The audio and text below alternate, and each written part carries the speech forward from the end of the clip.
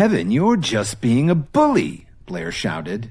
Kevin raised an eyebrow when he heard this. He laughed mockingly and said, "Well, you certainly should know bullying when you see it. That's all you've done since I met you." "Stop arguing." Officer Emmett looked Kevin in the eye and said, "Please." Kevin couldn't say no to her. He smiled smugly and said to Blair, "I'm doing this for Officer Emmett, not for you." Then he walked over to Blair to take a look at his shackles. "Be careful how you speak to me or you'll regret it," Blair growled. "I've never seen such an ungrateful bastard, even in the Jones family." "All right, let's see how you do when those guys all wake up," Kevin told Blair as he turned around and started walking away. "Please don't leave me here. I was wrong. Help me, please," Blair whined. He suddenly realized how close he was to facing Marshall and the others on his own. Kevin shook his head in disbelief. He reached down and grabbed the shackle. With a powerful twist, he broke the lock. Then the three of them left the room. The Alliance's Chicago stronghold was a vast network of tunnels. It must have taken them 2 hours to find their way out and get back into the city. On top of everything, Kevin had to swing by the Jones mansion on the way home so he could pick up his car. When Kevin returned to his penthouse at Corwin Tower, it was already past 3 o'clock in the morning and Lily was still sleeping. Kevin went into the study and opened the book he'd taken from the marshal's office, Alliance Advanced Herbal Manufacturing. As he flipped through it, he found scores of fascinating recipes for all sorts of uses, from healing to self-improvement to what you would call weaponized herbs, like the powder that he just used on Marshall's guards. Then Kevin's eyes were drawn to a sentence that was printed boldly in red. "These are the ultimate herbal manufacturing techniques of the Alliance. Anyone other than the Alliance's supreme leader who uses these methods without permission will be punished severely." "I wonder if Marshall stole this book from the Alliance," Kevin thought to himself. But he didn't care about that now. After all, if these recipes were only for the use of the Alliance's supreme leader, they had to be pretty effective. He kept reading until the sun rose over Lake Michigan. Somehow, even after the exhausting day that he just spent, he wasn't really tired. In fact, he felt refreshed. Finally, when he heard Lily getting up in the other room, he put the book away and went out into the hall. Lily was walking out of the bedroom and saw Kevin leaving the study. She yawned and asked him, "With all these bedrooms, why would you sleep in the study?" "Well, when I got back last night, I went into the study to do some reading. I guess I must have fallen asleep," Kevin replied with a disarming smile. "That's nice," Lily said happily. "Hey, Grandma just had someone give me a call. She said she has something she wants to discuss with everyone. Everybody in the family has to drop what they're doing and get to the mansion by 10:30. "Okay, I'll take you over there," Kevin nodded. He went to clean up and change his clothes. Luckily, Kevin had gone back to the Jones mansion last night and driven his car back to Corwin Tower. Otherwise, they'd ask too many questions if he showed up today with another one. As they were driving out to the mansion, Kevin couldn't help asking Lily, "Didn't we just hold a family meeting yesterday?" "After you left with Officer Emmett yesterday, we were told that Meriwether would be held for arraignment.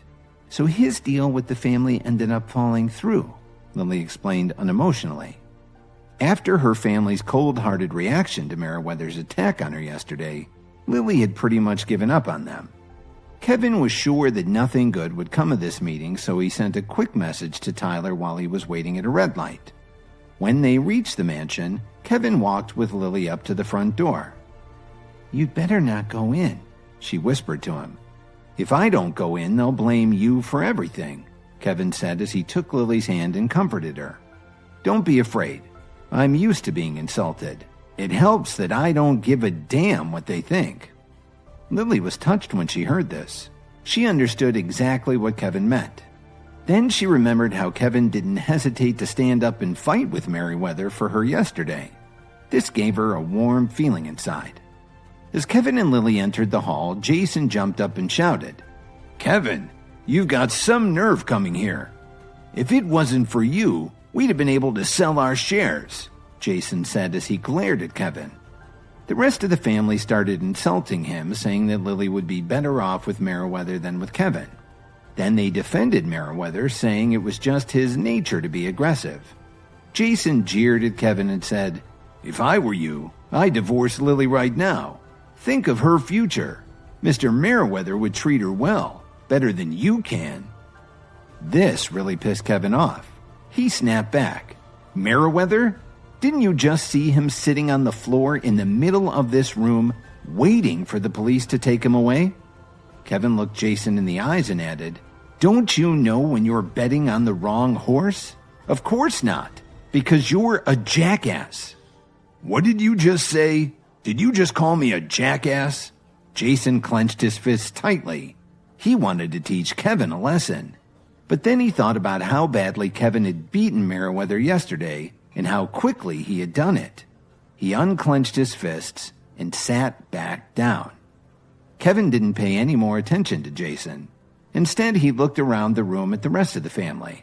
Then he said to them all sternly, "I just want to ask you one question. If I went and found a gangster to flirt with your wife or daughter right in front of you, would you laugh and cheer?" This meant nothing to them, and they went back to defending Meriwether and saying how much better off they'd all be if Lily married him. This gave Jason the courage to speak up again. "Because of you and your husband, we couldn't sell any of our shares yesterday. Lily, tell me what to do." Jason took a breath and added, "Do this for the family." "Family?" she yelled. "Yesterday I was being assaulted right in this room, and none of you lifted a finger to help me." Grandma Jones slammed her fist on the table. "Enough," she said coldly. "Lily, you'd be better off with Mr. Meriwether. I thought about it all night, and I've come to a decision. After Mr. Meriwether is released from jail, you will divorce Kevin. Then I'll make arrangements for you to marry our new business partner." "Grandma, no," Lily said insistently. "I'll never divorce Kevin." "Whether you agree or not isn't up to you. The two of you will divorce today," Grandma Jones declared. "This is for the future of the Jones family. It's not negotiable." As Grandma Jones finished speaking, the blood drained from Lily's face.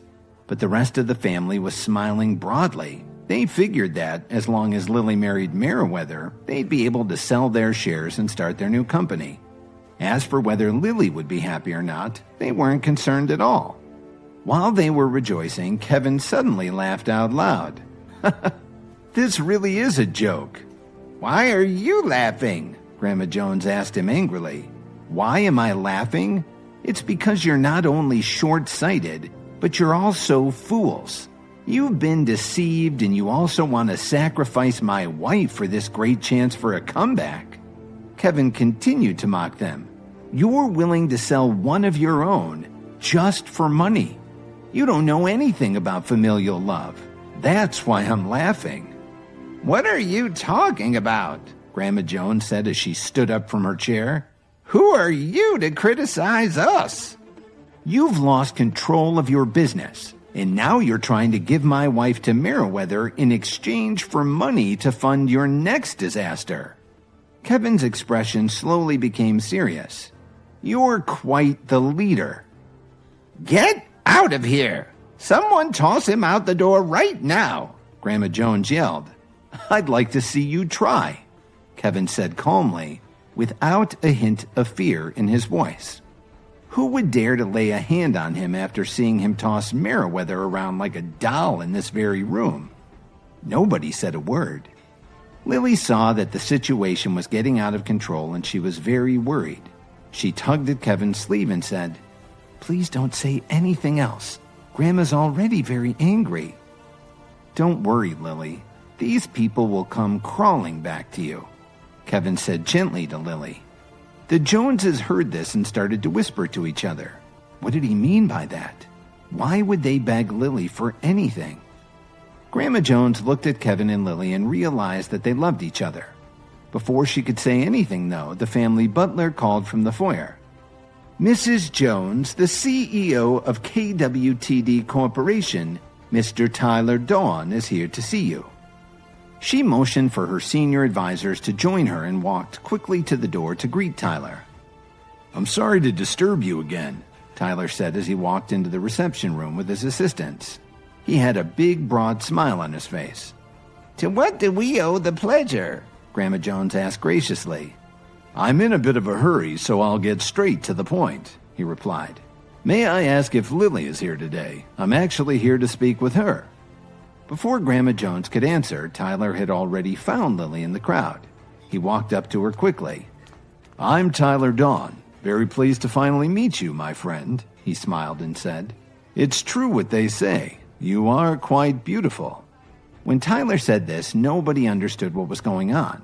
Why was he being so friendly to Lily? But they weren't ready for what he said next. "My dear friend, I have to leave town for some urgent business, so I've decided to transfer my shares in the Jones family company to you, along with the earnings from the import-export company.